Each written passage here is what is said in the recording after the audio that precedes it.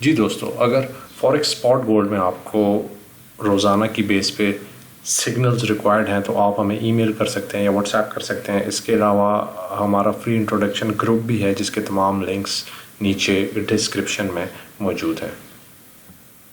Gold market की तरफ आते हैं और ये है हमारा 4 आवर चार्ट, लेकिन इससे पहले ये इंट्राडे सिग्नल 28/7/2023 को हमने बाय एंट्री ली 1948 पे, जिसका स्टॉप लॉस था 1940 और हमने टेक प्रॉफिट हिट किया 1956 और इस वीक की हमारी क्लोजिंग रही 4000 पिप्स इन प्रॉफिट, जिसमें 5 ट्रेड्स हमने प्रॉफिट की ली और एक पे हमारा स्टॉप लॉस हिट हुआ। अब अगर आपने प्रीवियस वीडियो देखी है तो ये हमारा 4 आवर टाइम फ्रेम है जिस पे हम एक्सपेक्ट कर रहे थे कि 1940 के ऊपर एक बाउंस आ रहा है और मार्केट ने एग्जैक्टली इसी तरह रिएक्ट किया। 1940 पे बाउंस आया और 1966 का जो एरिया था ये हमारा रेजिस्टेंस था। हम एक्सपेक्ट करते थे कि मार्केट यहाँ तक जाएगी। मार्केट ने एग्जैक्टली उसी तरह बिहेव किया। ट्रेडिंग प्लान 100% वर्क हुआ, लेकिन यहाँ पे एक सिनेरियो है जो कि आपको समझने की ज़रूरत है। इसके लिए हम मार्केट की मज़ीद गहराई में जाएंगे। लॉन्ग टर्म ट्रेंड अभी भी बुलिश है। मार्केट को मज़ीद समझने के लिए हम आवरली टाइम फ्रेम पे जाएंगे और हम ये देखते हैं कि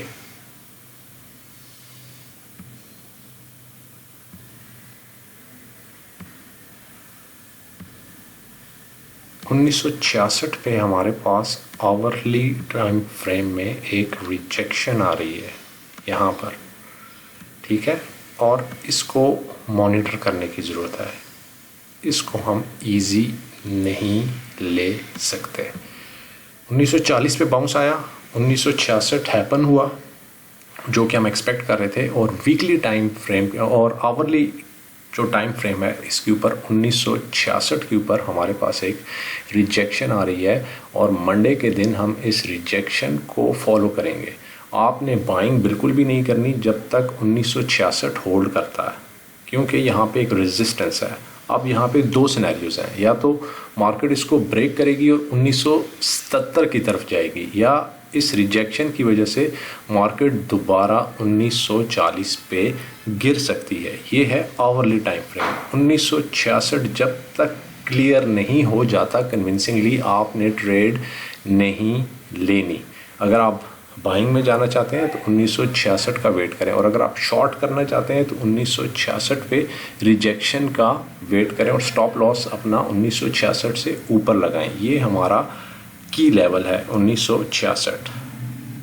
4 आवर का जो टाइम फ्रेम है उस पे हमारे पास अभी भी बाउंस मौजूद है, लेकिन इंट्राडेज के लिए, शॉर्ट टर्म ट्रेडिंग के लिए हम 1966 को फॉलो करेंगे।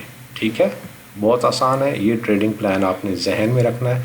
देखते हैं अगले वीक हमें क्या ट्रेडिंग अपॉर्चुनिटीज़ मिलती हैं और हम उनसे किस तरह फ़ायदा उठाते हैं। Stay managed, stay discipline and good luck with your trades. Bye.